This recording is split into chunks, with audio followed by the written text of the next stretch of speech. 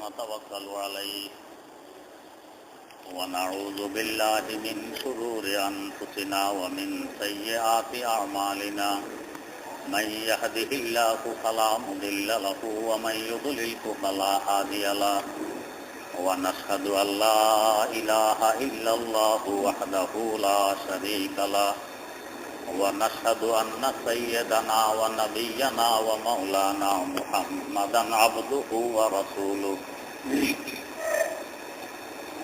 أرسله بالحق بشيرا ونذيرا وداعيا إلى الله بإذنه وسراجا منيرا صلى الله تعالى عليه وعلى آله وأصحابه وسلم تسليما كثيرا كثيرا أما بعد فأعوذ بالله من الشيطان الرجيم بسم الله الرحمن الرحيم يسألونك عن الساعة أيان مرساها قل إنما علمها عند ربي لا يجليها لوقتها إلا هو ثقلت في السماوات والأرض لا تأتيكم إلا بغتة يسألونك كأنك حفي عنها قل إنما علمها عند الله ولكن أكثر الناس لا يعلمون صدق الله مولانا العظيم সূরা আরাফের 187 নম্বর আয়াত থেকে তেলাওয়াত করা হয়েছে। তেলাওয়াতকৃত আয়াতে কিয়ামতের আলোচনা। এই আলোচনা করতে গিয়ে কিয়ামতের আলামত, কিয়ামত এবং কিয়ামত পরবর্তী অবস্থা সম্পর্কে আলোচনা করছিলাম। হাশর মাঠের আলোচনা প্রায় শেষ। আল্লাহ রাব্বুল আলামিন হিসাব নিকাশ শেষ করে বান্দা যখন যুক্তি পেশ করবে, আমি এই সমস্ত গুনাহ খাতা করিনি, ফেরেশতারা সত্যতামি করে লিখে দিয়েছে। আল্লাহ পাক জবান বন্ধ করে দিবেন। এখন যে অঙ্গ দ্বারা যে গুনাহ সংগঠিত হয়েছিল সে অঙ্গ বলে দিবে, আমার দ্বারা এই গুনাহ সংগঠিত হয়েছিল, আমি সত্যায়ন করছি। এরপরও বান্দা মানতে যাবে না। আল্লাহ রাব্বুল আলামিন তখন বলবেন, ঠিক আছে বান্দা, এখন যদি আমাকে একটি সিজদা দিতে পারো তাহলে জান্নাত পাবে। বান্দা বড় খুশি, একটি সিজদা। যারা দুনিয়ায় থাকা অবস্থায় কত নামাজ রোজা, কত তাহাজ্জুদ, জিকির, আজকার, রিয়াজত, মুজাহাদা, সাধনা এগুলো করে জান্নাতে যাবে। আমরা সেখানেও আয়েশ করেছি, উল্লাস করেছি, এখানেও মাত্র একটি সিজদা দিয়ে জান্নাতে যাব।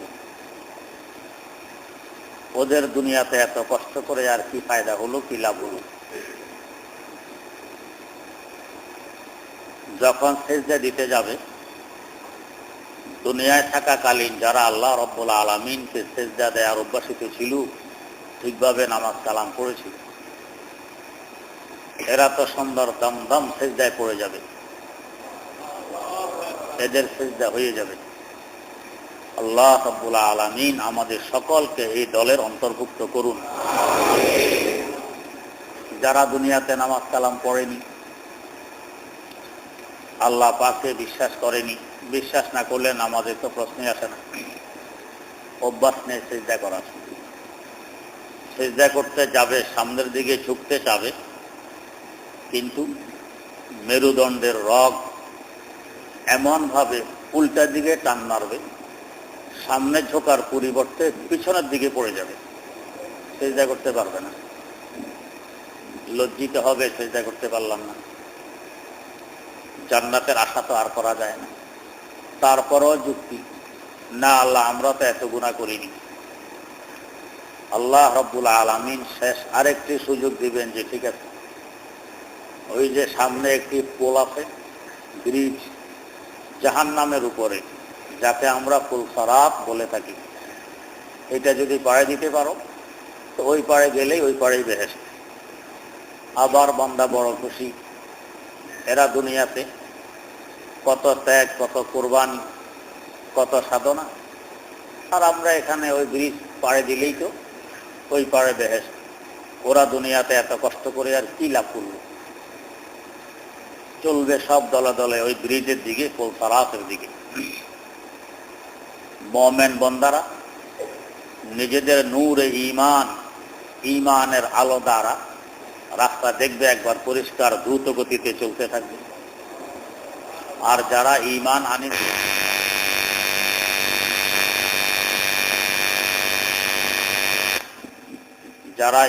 আনেনি, কাফের, এদের জুলমতে কুফরের অন্ধকার চতুর্দিক ছেয়ে যাবে, এরা রাস্তা দেখবে না। তবে মুমিনরা যে আগে আগে চলছে, তাদের বাতিটা দেখা যাবে, আলো দেখা যাবে। আলো আর বাতির বৈশিষ্ট্য যত দূরেই থাকুক না কেন, এটা দেখা যায়। যদিও তার আলো দ্বারা আমার রাস্তা পরিষ্কার না হয়, কিন্তু আলো দেখা যায়। এরা ওদেরকে ডাক দিবে, ও ভাই আমাদেরকে একটু আলো দাও। মুমিনরা জবাব দিবেন, আলো পিছন থেকে সংগ্রহ করতে হয়, সামনে থেকে নয়। পিছন থেকে সংগ্রহ করো। পিছন মানে দুনিয়া থেকে নূরে ঈমানের আলো সংগ্রহ করা ছিল। এরা মনে করবে একটু পিছনে গেলেই বুঝি আলো পাওয়া যাবে। বুঝবুদ্ধির এত অভাব। যাদের দুনিয়াতে বুঝবুদ্ধির অভাব, আখিরাতেও বুঝবুদ্ধির অভাব। কোরআন শরীফে আছে, মান কানা ফি হাযিহি আমা ফাহুয়া ফিল আখিরাতি আমা। দুনিয়াতে যে অন্ধ, আখিরাতেও সে অন্ধ। এদের দুনিয়াতেও বুঝবুদ্ধির অভাব, এরা অন্ধ। যদি বুঝবুদ্ধি থাকতো তাহলে তো ঈমানে আনতো। ঈমান না আনা মানেই বুঝবুদ্ধি নেই। নাস্তিক হওয়া মানেই বুঝবুদ্ধির অভাব, বুদ্ধি শুদ্ধি নেই। এই জন্যই তো নাস্তিক, মুরতাদ, বেঈমান, কাফের, মুশরিক। আর ঈমানে আন তো বুঝবুদ্ধির যে অভাব, এটা ওইখানেও প্রকাশ পাবে, যে একটু পিছনে গেলেই তো আলো পাওয়া যাবে। ওরা বলতেছে আলো পিছনে, সেখান থেকে সংগ্রহ করতে হবে। পিছনে আসবে, কিন্তু দুনিয়াতে তো আর আসতে পারবে না, এই দুয়ার তো বন্ধ। এই ফাঁকে মুমিনরা তো পড়ে দিয়ে চলে গেছে, তো দেখবে পিছনে তো আলো নেই। আবার সামনের দিকে ফিরবে, এখন সামনের আলো নেই, ওরা চলে গেছে। পিছনেও আলো নেই, সামনেও আলো নেই, আছে জুলমতে কুফরের অন্ধকার। এই অবস্থায় পুলসারাত পাড়ে দিতে যাবে, নিচেই তো জাহান্নাম। অনদেখা অবস্থায় পাড়ে দিতে গেলে যে দশা ঘটে, সেই দশা ওইখানেও ঘটবে। পুলসারাত পাড়ে দিতে গিয়ে দমদম করে পড়ে যাবে নিচেই তো জাহান্নাম। আল্লাহ মাফ করুক। হাদিস শরীফে একথাও আছে, ব্রিজের দুই পাশে যে গ্রিল থাকে, যাতে মানুষ গাড়ি ঘোড়া পড়ে না যায়, ওইখানেও এরকম থাকবে। কিন্তু ওইটার সাথে আংটা থাকবে। আপনার চিকন রাস্তা, দুই পাশে আংটা আছে, কিংবা কাঁটা আছে, কিছু কাঁটা আছে, দেখা দেখা থাকে। আপনি চলতে লাগলে যতই সতর্ক চলুন, যেহেতু রাস্তা চিপা, তো কাঁটা আপনাকে আঁকড়িয়ে ধরে, আংটা আপনাকে আঁকড়িয়ে ধরে। তো কাফের, মুশরিক, মুরতাদ, নাস্তিক, বদ্দীন, এরা যাওয়ার সময় ওই পাশের আংটা এদেরকে আঁকড়িয়ে ধরবে, যাইতে দিবে না। আঁকড়িয়ে ধরে টেনে নিচে ফেলে দিবে। এইভাবে এরা জাহান্নামে পড়ে যাবে। আর মুমিনরা পুলসারাত পাড়ি দিবে, কোথায় আংটা কোথায় কি এরা টেরও পাবে না। কারণ এদের জন্য হবে বড় প্রশস্ত, কাফেরদের জন্য হবে বড় সরু। একই বস্তু কারো জন্য প্রশস্ত, কারো জন্য সরু, এরকম হইতে পারে। দুধ একজনে পান করলে শক্তি বাড়ে, আরেকজনে পান করলে আতে শক্তি নষ্ট হয়। কার? যার হজমি শক্তি নেই, পেট খারাপ, ডায়রিয়া। তাহলে একই দুধ একজনকে শক্তি যোগায়, আরেকজনের আতে শক্তি বের করে দেয়। পুলসারাতও এরকম, একজনের জন্য বড় প্রশস্ত, আরেকজনের জন্য একেবারে সরু, সে পায়ে দিতে পারবে না, এই অবস্থাই হবে। এভাবে জান্নাতীরা জান্নাতে, জাহান্নামীরা জাহান্নামে পৌঁছবে। এই যে যারা পোলসারাত পড়াই দিতে গিয়ে জাহান্নামে পড়ে যাবে, এদের মধ্যে কিছু মোমেনও থাকবে, মোমেনে ওসাফ, গুনাহগার মোমেন, যারা গুনাহ করছে, যাদের গুনার সংখ্যা নেকির তুলনায় বেশি, যাদের বদির পাল্লা ভারী, নেকির পাল্লা হালকা, এরাও তো ওই গুনাহ পরিমাণ সাজা ভোগ করার জন্য জাহান্নামে পড়বে। পড়ার পর যেহেতু ঈমান আছে, এক সময় না এক সময় জান্নাতে যাবে। আল্লাহ রাসূল সাল্লাল্লাহু আলাইহি ওয়াসাল্লামও জানেন, বোঝেন যে আমার কিছু উম্মত জাহান্নামে পড়ছে গুনাহের কারণে। আল্লাহ পাকের দরবারে সিজদা করে কান্নাকাটি করবেন, আল্লাহ পাকের প্রশংসা করবেন, বলবেন ইয়া রব্বি উম্মতি উম্মতি, আমার উম্মত তো কিছু জাহান্নামে আছে, আগুনে পুড়তেছে, আল্লাহ এদের নাজাত চাই। আল্লাহ রাব্বুল আলামিন একটি সীমা ঠিক করে দিবেন, এই পরিমাণ ঈমান যাদের আছে এদেরকে বের করার অনুমতি দিলাম। এরা বের হবে। আরো কিছু উম্মত আছে, হুজুর আবারও সিজদায় পড়ে কাঁদবেন, আল্লাহ পাকের প্রশংসা করবেন, ইয়া রাব্বি উম্মতি উম্মতি বলবেন, আল্লাহ পাক সীমা আরেকটু বাড়াই দিবেন। এই সীমার ভিতরে যারা আছে, এই পরিমাণ ঈমান যাদের আছে, এদেরকে বের করুন। এভাবে বের হতে হতে রাসূল আকরাম সাল্লাল্লাহু আলাইহি ওয়াসাল্লামের দৃষ্টিতে আর কোনো মুমিন মুসলমান জাহান্নামে নেই, কিন্তু আমার আল্লাহর দৃষ্টিতে আরো তীক্ষ্ণ। আল্লাহ রাব্বুল আলামিন দেখবেন আরো কিছু আছে, এদের ঈমান এত দুর্বল যে আরেকজনে দেখে না। কিছু কিছু আগুনের ফুলকা আছে, এত ছোট যে দেখা যায় না আসলে ভিতরে আগুন আছে, নাড়া দিলে বোঝা যায়, নাড়া না দিলে বোঝা যায় না। এদের ঈমানের ফুলকা আছে ভিতরে, তবে এত ছোট মানুষের কম্পিউটারে ধরা পড়ে না, মানুষের দৃষ্টিতে দেখা যায় না, কিন্তু আল্লাহ রাব্বুল আলামিন দেখতেছেন আরো জাহান্নামে আছে। আল্লাহ রাব্বুল আলামিন তার কুদরতি কোষ, কেউ বলে আঞ্জুল, কেউ বলে চিল্লু, কেউ বলে কোষ, এটা দিয়ে 3 কোষ জাহান্নাম থেকে বের করে ফেলবেন। এরা হইল ওই সামান্য টিম করে যাদের ঈমানের বাতি জ্বলতেছে, রাসূলুল্লাহ সাল্লাল্লাহু আলাইহি ওয়াসাল্লামের দৃষ্টিতেও ধরা পড়েনি, আল্লাহ পাক দেখছেন, এরা এই 3 কোষের সাথে বেরিয়ে আসে। আর কিছু উম্মত বের হওয়ার ব্যাপারে বুখারী শরীফে হাদিস আছে, বড় আশ্চর্যতম হাদিস। আল্লাহ, এরা আল্লাহ পাকের কাছে ফরিয়াদ করবে যে আল্লাহ, নিজের গুনাহের কারণে জাহান্নামে আসছি, অপরাধ আমার, তোমার কোনো অপরাধ নেই, তবে আল্লাহ শুনছি তো তুমি বড় মেহেরবান, আমাদেরকে যদি একটু জাহান্নামের দুয়ারে নিয়ে যেতে, উঁকি মেরে দেখতাম বেহেশতটা কেমন দেখা যায়, এতটুকু হইলেই বড় গনিমত। আল্লাহ আমাদেরকে জাহান্নামের দুয়ারে একটু নিয়ে যান। আল্লাহ পাক বলবেন দেখো, এরপরে আবার কোনো দরখাস্ত দিবে না তো? কয় না আল্লাহ, শুধু এই দুয়ারে নিলেই হবে। এরা বেহেশতের দুয়ারে আসবে, আল্লাহ পাক সুযোগ দিবেন, তো তাকাবে, দূরে বেহেশত দেখা যায়, কি মনোরম দৃশ্য, কি সুন্দর, কিন্তু এখনো তো জাহান্নামের ভিতরে, বালা করে মন ভরে দেখতে পাবে।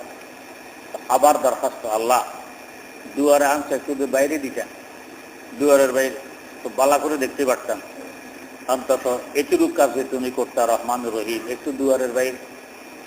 আল্লাহ পাক আবার অঙ্গীকার নিবেন, পরে আবার কোন দরখাস্ত দিবা না তো? কয় না আল্লাহ, দিব না, আর দিব না, একাল বাইরে গেলে হলে একটু দেখতাম, আর কিছু না। আল্লাহ পাক এই দরখাস্ত মঞ্জুর করে বের করবেন। বের করে এরা দেখবে যে আরো ভালো করে দেখা যায়, কিন্তু এখনো মন ভরে না। তো বলবে যে আল্লাহ, ওই যে দুয়ারে একটু নিয়ে যাও না, দুয়ারে গেলে তো ভিতরে ভালো করে দেখা যায়, মানে জান্নাতের দুয়ার, তাই তো ভালো করে দেখতে। আল্লাহ পাক বলবেন আবার কোনো দরখাস্ত করবে না তো? কয় না না আল্লাহ, এই শেষ, আর দরখাস্ত করবো না, একটু দুয়ারে নিয়ে গেলেই। আল্লাহ পাক নিয়ে যাবেন আরো সামনে জান্নাতের দুয়ারে। এখন তো ভিতর অবস্থা দেখা যাবে, হ্যাঁ রে, কি মনোরম দৃশ্য, কি আরাম, কি সুন্দর। আল্লাহ, এই আর একটা দরখাস্ত, কি আর একটু যদি ভিতরে যাওয়ার অনুমতি দাও, তাইলে তো সারে। হাদিস শরীফে আল্লাহ পাক হেসে দিবেন, যে বান্দা বারবার অঙ্গীকার করে যে আর বলবো না, এই শেষ, কিন্তু এরপরে গেলেই লালসা হয়তো আবার বল। আল্লাহ পাক এইভাবে জান্নাতে নিয়ে যাবেন এদের। আর জান্নাতের বৈশিষ্ট্য, একবার জান্নাতে ঢুকলে আর বের হওয়া নেই, যেভাবে ঢুকলে জান্নাতের জন্য স্থায়ী হয়ে যায়, এই আর বের হবে না। তবে এরা এভাবে সরাসরি জান্নাতে ঢুকলে এতদিন যে জাহান্নামের আগুনে জ্বলছিল, এদের চেহারা কালিশালি বিশ্রী, জাহান্নামের দুর্গন্ধে তাদের গায়ে দুর্গন্ধ। এই অবস্থায় সরাসরি জান্নাতে ঢুকে গেলে না জান্নাতের ইজ্জত থাকে, না আগে যারা জান্নাতে ছিল না এদের আরাম ঠিক থাকে। এদের থেকে দুর্গন্ধ ছড়িয়ে পড়বে, কুস্তি বিস্তি দেখা যাবে, বড় মুশকিল। এই অবস্থায় আল্লাহ পাক জান্নাতে ঢুকাবেন না। বুখারী শরীফে হাদিস আছে কিভাবে ঢুকাবেন। এদেরকে জান্নাতে ঢুকানোর আগে একটা নদীতে ফেলবেন, দোয়ার জন্য নদীকে। এই নদীর নাম হাদিস শরীফে উল্লেখ আছে নহরুল হায়া অথবা নহরুল হায়াত, হায়াতের নদী। আর নহরুল হায়া যদি হয় তো পরিষ্কার পরিচ্ছন্ন করার প্রবাহমান নদী। ওই প্রবাহমান যে নদী দিয়ে বন্যার পানি খুব জোরসোরে প্রবাহিত হয়, এটাকে বলে নহরুল হায়া। তো প্রবাহমান নদী কিংবা হায়াতের নদী, এই নদীতে ফেলবেন। ফেলার আগ দিয়ে এরা কুস্তি বৃষ্টি কালো দুর্গন্ধময় নদীতে ফেলে আল্লাহ পাক বলবেন এই পাড়ে ডুব দিবা, ওই পাড় দিয়ে গিয়ে উঠবা। এরা ডুব দিয়ে এই পাড় দিয়ে উঠবে। ডুব দেওয়ার সময় তো কুস্তি বৃষ্টি দুর্গন্ধময়, উঠার সময় কেমন হবে। বুখারী শরীফে হাদিস আছে, আল্লাহর নবী সাল্লাল্লাহু আলাইহি ওয়াসাল্লাম ইরশাদ ফরমান, বন্যা যখন নেমে যায় তো বন্যার সাথে পলিমাটি আসে, পানি নেমে যায়, পলিমাটি নদীর দুই ধারে পড়ে থাকে। বড় উর্বর মাটি হলো পলিমাটি। এই মাটি পড়ার পরে 2-4 দিন পরে মাটির নিচ থেকে বিভিন্ন ধরনের ঘাসের গোটা, বিভিন্ন ধরনের বীজ বিচি, এগুলো থেকে গ্যাস গজিয়ে ওঠে, বেঁকা বেঁকা বেঁকা বেঁকা। বিশেষ করে শিম গাছের বিচি যখন মাটির নিচে পুঁতবেন তো শিম গাছ ওঠার সময় দেখবেন কিভাবে বেঁকা হয়ে ওঠে। সকল গাছে প্রথমে এভাবে বেঁকা হয়ে ওঠে, রং হয় সোনালি, বড় মোলায়েম, বড় মসলিন হয়, কি সুন্দর তখন সোনালি রঙের ওঠে। তো বন্যা সরে যাওয়ার পর পলিমাটির নিচ থেকে যেই গ্যাসগুলো গজিয়ে ওঠে এগুলো আরো সুন্দর দেখা যায়, যেহেতু উর্বর মাটি থেকে এই গ্যাসগুলো উঠতেছে, খুব সুন্দর সোনালি রঙ।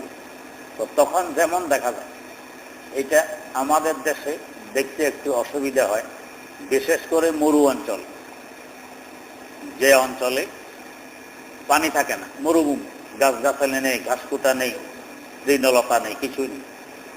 খুব বেশি বৃষ্টি কিংবা নদীর পানি মরু অঞ্চলের উপর দিয়ে বয়ে গেছে, পলি মাটি ফেলে গেছে। 2 দিনের মাথায় ওই মাঠে গেলে দেখবেন পুরা মাঠ সোনালি রং হয়ে গেছে। ওই গ্যাস উঠতেছে, বেঁকা বেঁকা হইয়া গ্যাস উঠতেছে 2 দিনের মাথায়। 4 দিনের মাথায় গেলে দেখবেন যে সোনালি আর সবুজে মিক্সড হয়ে গেছে, কিছু সোনালি কিছু সবুজ দেখা যায়। 1 সপ্তাহ পরে গেলে দেখবেন যে পুরা মাঠ সবুজ হয়ে গেছে। মরুভূমি কিন্তু অনেক উর্বর থাকে, পানি নেই বিদায় গাছগাছালি হয় না। এখন যে পানি পড়ছে তো তার উর্বরতা কাজে লাগতেছে।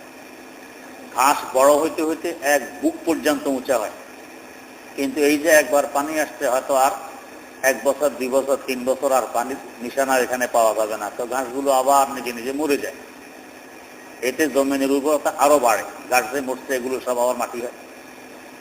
তো ওইখানে দেখা যায়, আমি নিজে দেখছি তাই বলতেছি, পুরা মরুভূমি দেখা যায় একেবারে সোনালি হয়ে গেছে। তো এইভাবে মসলিন, কোনো দাগ দব্বা নেই, কোনো খুঁত নেই, সোনালি রং। এই অবস্থা নদীর ওই পাড় দিয়ে ভেসে উঠবে এই নদীর পানির বরকত, এবং এখন সুঘ্রাণ ছড়িয়ে পড়বে। ডুব দেওয়ার সময় তো ছিল দুর্গন্ধ, এখন সুঘ্রাণ, তখন ছিল কুশ্রী, এখন হবে সুশ্রী। এভাবে এই পাড় দিয়ে ভেসে উঠে তারপরে জান্নাতে ঢুকবে। তাহলে জান্নাতীদেরও কষ্ট হবে না, জান্নাতেরও ইজ্জত নষ্ট হবে না। এভাবে এরা জান্নাতে যাবে। এইভাবে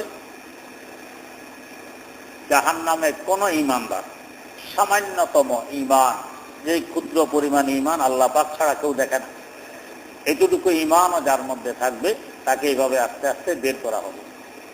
যার যে পরিমাণ গুনাহ ওই পরিমাণ শাস্তি ভোগ করার পরে এইভাবে বের করা হবে। এই শাস্তিটা কেমন? হাকিমুল উম্মত মুজাদ্দিদুল মিল্লাত হযরত শাহ আশরাফ আলী থানভী রাহমাতুল্লাহ আলাইহি দৃষ্টান্ত দিয়েছেন। রোগীকে হাসপাতালে ভর্তি করা হয়। হাসপাতাল আরামের জায়গা না কষ্টের জায়গা? কষ্টের জায়গা। যারা থাকছে এরা বুঝছে কি পরিমাণ কষ্ট হয়, বড় কষ্টের জায়গা। এই কষ্টের জায়গায় কে যায়? সুস্থ মানুষরা রুগী যায়, সুস্থ মানুষ সেখানে যায় না, হাসপাতালে তার যাওয়া দরকার হয় না। রুগী তো রোগ কেন হইল? এই অপরাধে তাকে কষ্টের জায়গা যেতে হয়। থাকতে হবে কতদিন? যতদিন রোগ এটা না সারবে। রোগ সারা পর্যন্ত তাকে হাসপাতালে কষ্টে থাকতে হবে। রোগ সেরে গেছে, এখন আর হাসপাতালে থাকবে না, হাসপাতালওয়ালারাও তাকে রাখবে না, রিলিজ দিয়ে দিবে, তুমি এবারে বাসায় চলে যাও। তো রোগী নিজেও আর থাকতে চায় না, আর হাসপাতালওয়ালারাও থাকতে দেয় না, এরা বাসায় পাঠায় দিবে। কোনো ভালো মস্তিষ্কওয়ালা মানুষ এরা কি কখনো চাবে যে আমি নিজের ঘরবাড়ি আরাম আয়েসের জায়গা রেখে হাসপাতালে গিয়ে থাকবো? চায় না। তারপরও এখন আমাদের দেশে কিছু মানুষ চায়। অপরাধী বাইরে থাকলে অসুবিধা, তো রোগী সেজে হাসপাতালে যায়। তার মানে এই অপরাধের শাস্তি দুনিয়াতেই শুরু হয়ে যায়, রোগী সেজে হাসপাতালে যায়। আসলে রোগ মুখ কিচ্ছু নেই, ডাক্তার থেকেও মিথ্যা সার্টিফিকেট নেয়, নিয়ে টিয়া তো জমা দিয়ে হয়েছে। এরা হলো অপরাধ থেকে বাঁচার বন্দী। তো অপরাধ থেকে বাঁচার বন্দীটা কত কষ্টকর। হাসপাতালে থাকো, সুস্থ অবস্থায় গেছে, হয়তো অসুস্থ হয়ে ফিরে আসতে হবে। অসুস্থ হওয়ার কারণ থাকে দুইটি। একটি তো হইল ওইখানের কষ্টের কারণে অসুস্থ হয়, আর একটা হলো হাজারো রোগীর কারণে রোগ জীবাণু এর মধ্যে এসে একে আক্রান্ত করে, তো এও অসুস্থ হয়ে বেরিয়ে আসে। এটা একটা সাজা, আল্লাহ মাফ করুক। আল্লাহ পাক হাসপাতালে কাউকে না নেয়, দোয়া করি। তো জাহান্নামটা হইল ঈমানদারদের জন্য একটা হাসপাতাল, যে গুনাহ করার কারণে এটা হলো একটা আত্মিক রোগ, গুনাহ। এই রোগের চিকিৎসা যে পর্যন্ত না হবে, এই রোগ নিয়ে এরা জান্নাতে ঢুকতে পারবে না। জান্নাত রোগ মুক্ত একটা জায়গা।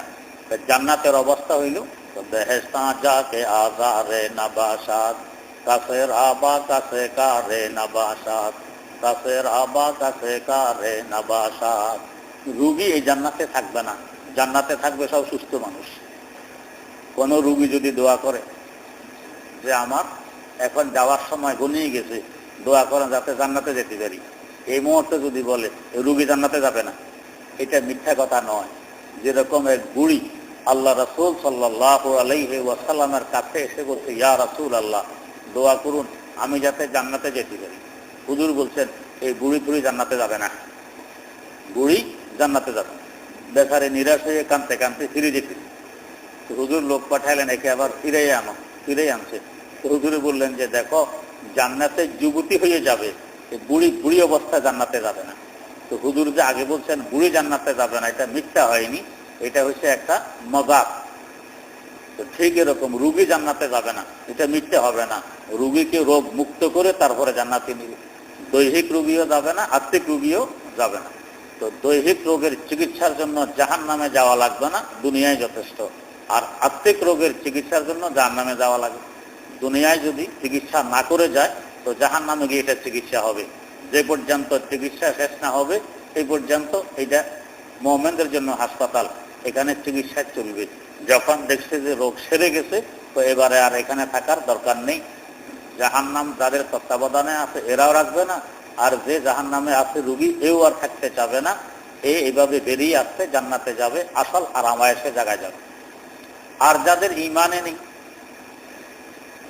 হাসপাতালে যাবে অসুস্থ রোগী, তবে রূহ আছে, জিন্দা।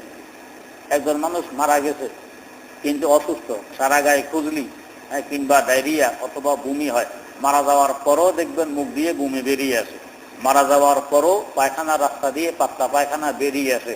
এরে নিবিনি হাসপাতালে যে ভাই মরুক, অসুবিধা নাই, পায়খানাটা বন্ধ হোক বা বমিটা বন্ধ হোক, একই হাসপাতালে নিবে না, একে নিবে কবরে।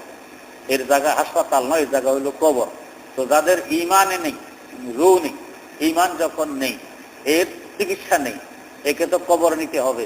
এর জন্য জাহান্নাম হবে জেলখানা, এর জন্য হাসপাতাল হবে না, হাসপাতাল হবে মুমিনের জন্য।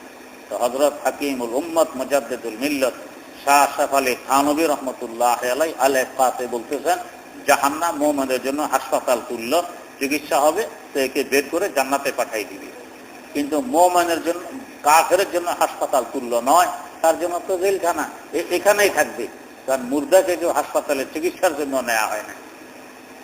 ওই যে এক লোক তার আব্বাকে সাপে কাটছে, কাটতে তো কাটছে চোখের নিচে দিয়ে, সাপ কামড় দিয়েছে চোখের নিচে দিয়ে, সাপে কামড়ে পরে তার আব্বা মারাই গেছে। লোকজন জানাজা করতে আসছে, তো বড় ছেলে কইতেছে তো আল্লাহ বড় মেহরবানি করছে, চোখের নিচে কামড় দিয়েছে, অল্পের জন্য চোখে কামড় দেয়নি, বড় মেহরবানি। তো চোখে কামড় দিলে কি মরতো, তো এখন কি হয়েছে, মরছে। তো চোখের নিচে কামড় দিলেও মরছে, চোখের ভিতরে দিলেও মরতো, তো বড় মেহরবানি, অল্পের জন্য চোখে কামড় দেয়। তো ঠিক এরকম রুগীকে কোনোদিন হাসপাতালে নেওয়া হয় না, যেভাবে রু না থাকলে নাই, কিন্তু অন্তত পায়খানাটা বন্ধ হোক, বমিটা বন্ধ হোক, এই জন্য নিয়ে যায় হাসপাতালে। কোনো পাগল ছাগল ছাড়া ভালো মানুষ এই মুর্দাকে হাসপাতালে নিবে না, মুর্দাকে নিবে কবরে। তো যার ঈমান নেই সে মুর্দা। আমার আল্লাহ কোরআনে কারিমে বলছেন, ইন্নাকা লা তুসমিউল মাউতা, ও নবী, যারা কাফের মুশরিক নাস্তিক এরা মুর্দা, আপনি এদেরকে যতই ওয়াজ করেন এরা ওয়াজ শুনবে না। আপনি মুর্দার কাছে দাঁড়ায় দাঁড়ায় ওয়াজ করলে এই ওয়াজ শুনবে, লাভ নাই। ওর কাছে কথা বললে যেরকম লাভ নাই, কাফের মুশরিক বেঈমান নাস্তিক মুরতাদ, তো এর কাছে এরকম ওয়াজ করলে লাভ নাই, এ তো মুর্দা, শুনবে না। মুর্দা মানে তার কলব মারা গেছে, হক এবং না হক এটা বুঝার যোগ্যতা হারিয়ে ফেলছে তার কুফর আর নাস্তিকতার কারণে, এই জন্য সে বোঝেন আল্লাহ। তো যারা কাফের মুশরিক এদের তো হাসপাতালের দরকার নেই, এত মুর্দা কবরে। তো জাহান্নাম এদের জন্য হবে জেলখানা, এরা এখানে থাকবে চিরদিন। থাকবে তো থাকবে কিভাবে? হাদিস শরীফে আছে, যখন মোমেন সব বেরিয়ে যাবে চিকিৎসার পর, এখন আর কোন মোমেন জাহান্নামে নেই।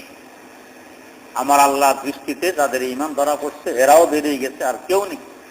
এখন পুরা জাহান্নামের উপরে লোহার সিন্ধুকের উপরে যেভাবে লোহার একটা ঢাকনা দিয়ে তালা লাগাইয়ে দেয়া হয়, চোর এটা আর খুলতে পারে। আগের যুগের লোহার বাক্স দেখছেন মসজিদের দুয়ারে থাকে, মানুষের ভাষা দিয়ে, এটা এই পরিমাণ ওজন, 5-7 জন চোর এটাকে মাথায় করে দিতে পারবে না, এত ওজন। তো এটাকে যে লোহার ঢাকনা দিয়ে রাখা হয়, এই ঢাকনাটা খোলা চোরের পক্ষে সম্ভব নয়, এটা অনেক মজবুত। তো এরকম জাহান্নামের উপরে আল্লাহ পাক ঢাকনা দিয়ে বন্ধ করে দিবেন, যে এই জাহান্নামীরা আর কখনো জাহান্নাম থেকে বের হতে পারবে না, চিরদিনের জন্য এখানে শাস্তি ভোগ করতে থাকবে। তবে ঢাকনা যে দিবে, ঢাকনার ভিতর থেকে কিন্তু চতুর্দিক দেখা যাবে।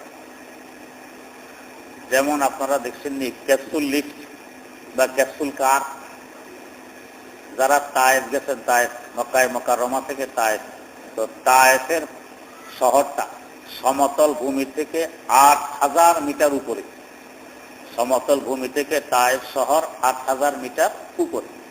এখানে কারে গেলে এই 8000 মিটার উঠতে হইলে প্রায় 13 থেকে 14 কিলোমিটার ঘুরতে হয়, ঘুরে ঘুরে সেখানে কার ওঠে। আর ক্যাপসুল কার আছে, 20 রিয়াল দিলে আপনাকে ক্যাপসুল কারে উপরে তুলে নিয়ে যাবে।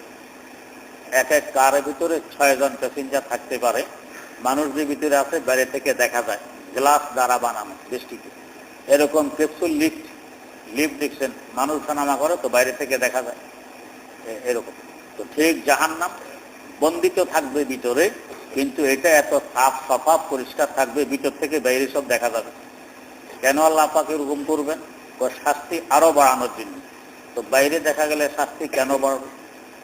আমরা যদি এখানে যারা আছি সকলেই একটা কষ্ট ভোগ করতে থাকি, তো এই কষ্টটা এত কষ্ট মনে হবে না যদি আমি কষ্ট ভোগ করতেছি বাকিরা আরামে আছে। এটা অনেক কষ্ট মনে হবে, যে এরা কি সুন্দর চলাফেরা করতেছে আরামে, আর আমি আছি কষ্টে, এটা বেশি কষ্ট। আল্লাহ।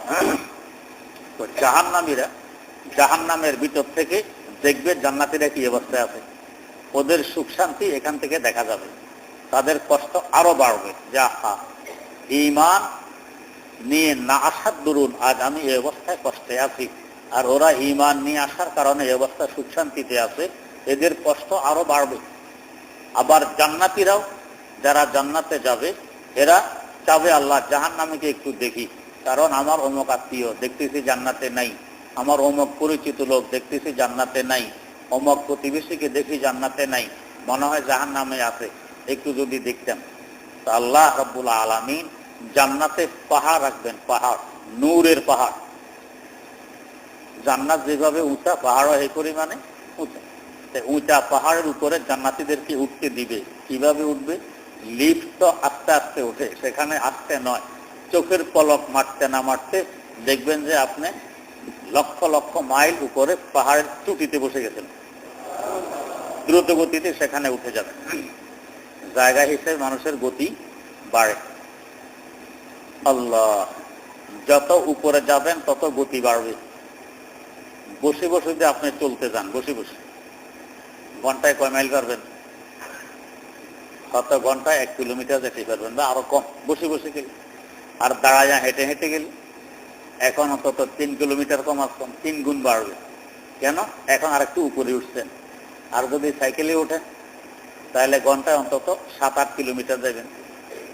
আর যদি আরো উপরে হেলিকপ্টারে ওঠেন তো ঘন্টায় অন্তত 200, 250, 300 কিলোমিটার যাবেন।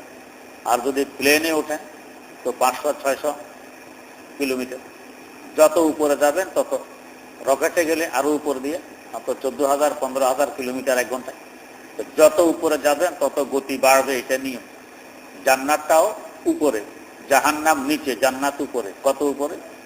ওয়ালাকাদ রাআহু নাযলাতান উখরা ইনদা সিদরাতিল মুনতাহা ইনদাহা জান্নাতুল মাওয়া। সিদরাতুল মুনতাহার কাছে জান্নাত। সপ্তম আকাশের লক্ষ কোটি কিলোমিটার উপরে সিদরাতুল মুনতাহা, এর উপরে জান্নাত। এত উপরে যাওয়ার কারণে গতি বাড়তে থাকবে। যত উপরে যাবেন ততই গতি বাড়বে।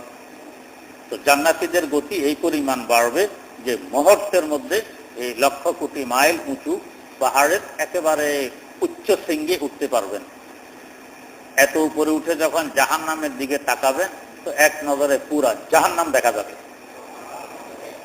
যত উপরে উঠবেন তত বেশি জায়গা দেখা যায়। এখন বসা অবস্থায় চতুর্দিকে তাকাইলে যে পরিমাণ জায়গা দেখা যায়, দাঁড়াইয়া তাকাইলে দেখার পরিধি আরো অনেক বাড়বে। আর যদি 10 তলা বিল্ডিং এর ছাদে উঠে তাকান আরো অনেক বেশি। তো যত উপরে গিয়ে তাকাবেন তত বেশি এলাকা নজরে আসে, দেখা যায়। তো জান্নাতে নূরের পাহাড় এত উঁচু, সেখানে উঠে তাকাবেন তো পুরা জাহান্নাম দেখা যাবে। তখন দেখবেন যে হ্যাঁ রে, ওই তো আমার অমুক আত্মীয় দেখা যায় জাহান্নামে কষ্টে আছে, অমুক প্রতিবেশী কষ্টে আছে, হ্যাঁ অমুক লোক কষ্টে আছে। আল্লাহ, তো এরা আছে কত সুখ শান্তিতে, এরা দেখবে। ওরা আছে কত অশান্তিতে, এরা দেখবে। আরেকজনের অশান্তি দেখলে নিজের অল্প শান্তিও বেশি শান্তি মনে হয়, আরো বেশি শান্তি অনুভব হয় আরেকজনের অশান্তি দেখলে। আল্লাহ, আরেকজনের কষ্ট দেখলে নিজের কষ্ট কম হয়। এটাই দুনিয়ার নিয়ম, ওইখানেও এরকম হবে। কষ্ট দেখি কষ্ট কম। তো জাহান্নামীদের কষ্ট দেখে তো দেখবে যে আমি কত শান্তিতে আছি, আল্লাহ পাকের মেহেরবানি আমাকে কত আরামে রাখছে। আর ওরা জান্নাতীদের শান্তি দেখে দেখবে হায় রে, আমি কত কষ্টে আছি, কষ্ট আরো বাড়বে। এদের কাছে চাবে যে তোমার হাতে দেখি শরবতের পেয়ালা, তোমার কাছে কত ফল ফুরুট, কত সুস্বাদু খাবার, কত আরাম আয়েসে আছো, আমাকে একটু দেও না। কিন্তু দেওয়ার তো কোনো সুযোগ নেই। ওরা তো একেবারে লোহার সিন্ধুকের ন্যায় ভিতরে বন্দি। যদিও দেখা যায় গ্লাসের ন্যায়, কিন্তু আছে তো বন্দি, দেওয়ার সুযোগ নেই। তো এই শরবত তো পিছন থেকে নিয়ে আসতে হইতো। পিছন মানে দুনিয়া, এটার ব্যবস্থা দুনিয়া থেকে নিয়ে আসতে হইতো। যে দুনিয়া রোজা রাখছি, ঠান্ডা পানির ব্যবস্থা ছিল, শরবতের ব্যবস্থা ছিল, 1 সেকেন্ড বাকি আছে সূর্য অস্তের, আমি পান করিনি। আল্লাহ পাক ওইটা আমার জন্য জমা রাখছেন, এই শরবত এখন আমি জান্নাতে পান করতেছি। আর তখন তোমরা শরবত পান করে ফেলছো, রোজা রাখোনি, আমার আল্লাহর কথা শোনোনি, আল্লাহকে বিশ্বাস করোনি। এই জন্য এখন তোমাদের কিসমতে আর এই শরবত নেই। সুস্বাদু খাবার ছিল আমার সামনে, কিন্তু আমি রোজা রাখছি, আমি ভক্ষণ করিনি। চাইলে পারতাম, কেউ দেখতো না, কিন্তু একমাত্র আল্লাহর ভয়ে আমি বিরত ছিলাম, তুমি বিরত ছিল না। এই জন্য এখন তোমার কিসমতে নেই, আমার কিসমতে আছে। এখানে তো বিরত ছিলাম অল্প কয়েকদিন। যদি 80 বছর হায়াত পাই তো 15 বছর নাবালেগ অবস্থায় বাদ দিলে আর 65 বছর মাত্র কষ্ট করছি, আর সেখানে অনন্ত অসীম কালের জন্য সুখ শান্তি চলে আসতেছে। তো অল্প কয়েকদিনের কষ্ট সহ্য করে যদি চিরস্থায়ী শান্তি অর্জন করতে পারি, এটা অনেক বড় সস্তা সওদা।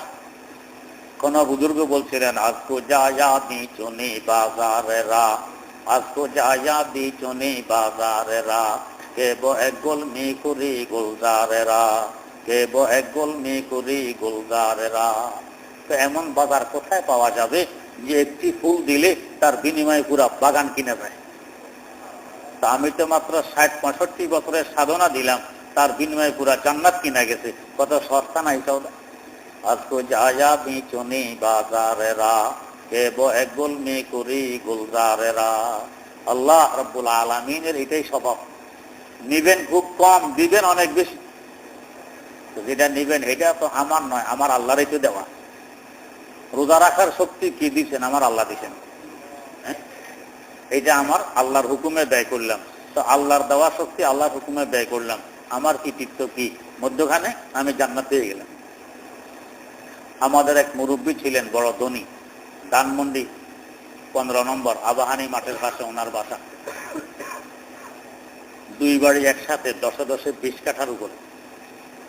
তো উনি বলতেন, বাংলাদেশে এমন মাদ্রাসা কম আছে যেখানে তার দান নেই।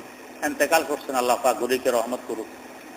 তো ইনি বলতেন, আল্লাহ, আমার আল্লাহর কাছে শুধু একটা আশা আছে, আর বাকিগুলো আশা নেই। কি আশা? তাহাজ্জুদের নামাজ পড়া আমার উপরে ফরজ ছিল না। তাহাজ্জুদের নামাজ তো ফরজও না, ওয়াজিবও না, সুন্নাত। আমার উপরে ফরজ ছিল না, তারপরে আমি তাহাজ্জুদ করতাম। তো এটা আমি আশা করি যে আল্লাহ ফরজ করনি, তারপরেও করছি কেন? তোমাকে পাওয়ার জন্য, জান্নাতের আশায়, জাহান্নাম থেকে বাঁচার লক্ষ্যে। তো এইটা আমার আশা আছে। আমি বললাম যে দান দক্ষিণা করছেন, এক এক মাদ্রাসায় লক্ষ লক্ষ টাকা দান করছেন, এগুলো? কয় না, আমি তো ডিলার, আমি তো ডিলার। আল্লাহ পাকের দেয়া সম্পদ আল্লাহ রাস্তায় দিছি, আমি ডিলার, মধ্যখানে আমিও খাইয়ে পাচ্ছি।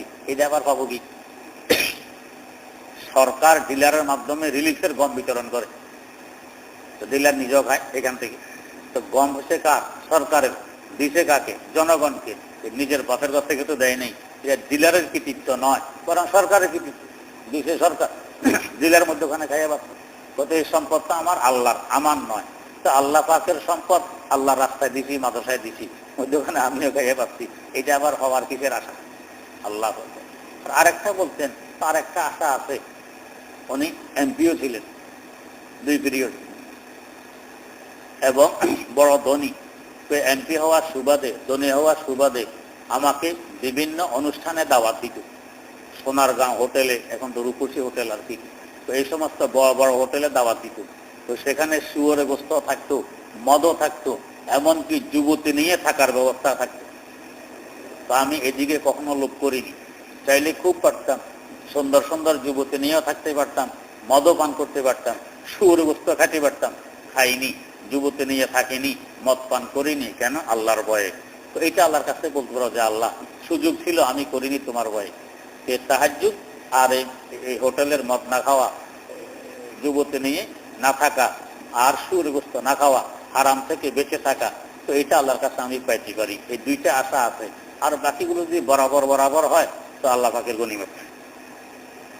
সাইয়েদনা হযরত ফারুক আযম ওমর রাদিয়াল্লাহু তাআলা আনহু বলতেন, আল্লাহ রাসূল সাল্লাল্লাহু আলাইহি ওয়াসাল্লামের ইন্তেকালের পর আমি ওমরের যত আমল আছে আর যত নাফরমানি আছে, 2টা যদি বরাবর হইয়া যায় আলহামদুলিল্লাহ।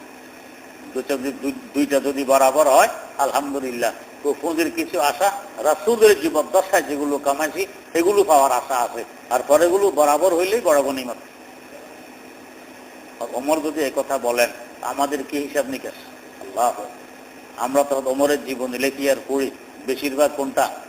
খেলাফত কালের অবস্থা লিখি বেশি, হুজুরের বিয়োগের পরেরটা লিখি বেশি, যে এই করছেন এই করছেন, এই কৃতিত্ব, এই কাজ, এই কারনামা। কিন্তু উনি বলতেছেন এটা যদি বরাবর হয় নেকি আর নাফরমানি নিয়ে, তো বড় গনিমত, আল্লাহর বড় দয়া। শুধু আশা আছে হুজুরের জমানাটা। এখান থেকে কি বোঝা যায়? বড়দের সোহবত আর সংসব, তাদের সান্নিধ্যে থাকা, যে যতদিন নবীর সান্নিধ্যে ছিলাম ততদিন আশা আছে এই নেকিগুলো পাবো, এটা বৃষ্টি হিসাবে থাকবে। গুনাহ কম, নেকি বেশি। আর নবীর সোহবত চলে গেছে, সান্নিধ্যে চলে গেছে, এখন বলে যদি নাফরমানি আর নেকি বরাবর হয় তো বড় গনিমত। এখান থেকে বোঝা যায় বড়দের সোহবত, বড়দের সংসব, তাদের সান্নিধ্যে থাকা কত গুরুত্ব রাখে। এই জন্যই আজ পর্যন্ত এই সিলসিলা আমাদের কওমি মাদ্রাসায় তালেবুল এলেমদেরকে আমরা হোস্টেলে রাখি, লজিংও রাখি না, বাড়িতেও থাকতে দেই না। আর অন্যান্য প্রতিষ্ঠানে এরকম ব্যবস্থা নেই। হোস্টেলের ব্যবস্থা কোথাও থাকলেও শিক্ষক সেখানে থাকে না, ছাত্ররা স্বাধীনভাবে থাকে। তো কেন আমাদের এখানে এই ব্যবস্থা? শুধু আমাদের বাংলাদেশে নয়, এছাড়া দুনিয়াতে যত কওমি মাদ্রাসা আছে নিয়ম হলো হোস্টেলে থাকবে ছাত্র। কেন?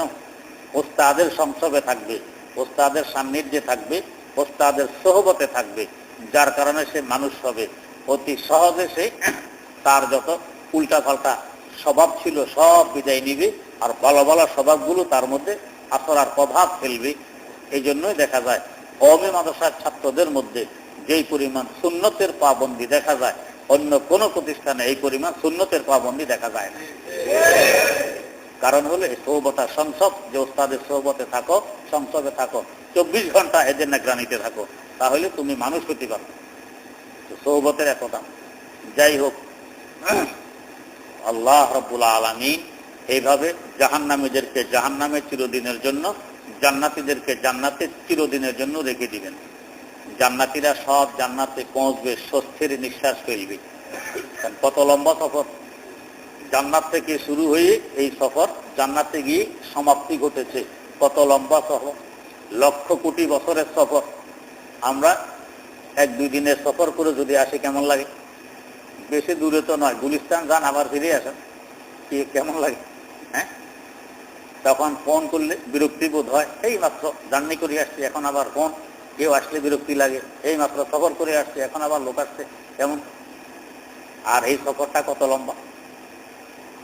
কোটি কোটি বছরের সফর শেষ করে জান্নাতে ঢুকলাম, স্বস্তির নিঃশ্বাস ফেলব না?